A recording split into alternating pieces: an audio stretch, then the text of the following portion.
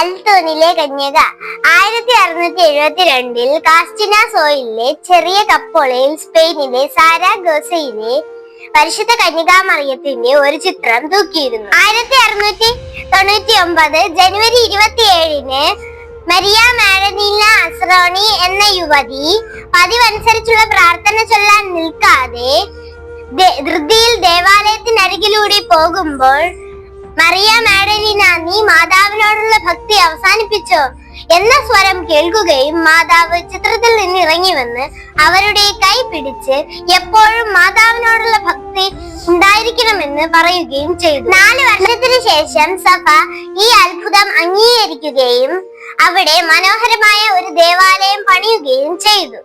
പ്രാർത്ഥിക്കാം. പരിശുദ്ധ അമ്മേ, ഞങ്ങളുടെ കുടുംബങ്ങളിൽ സ്നേഹവും സമാധാനവും ഐക്യവും നിറയാൻ ഈശോയോട് പ്രാർത്ഥിക്കണമേ.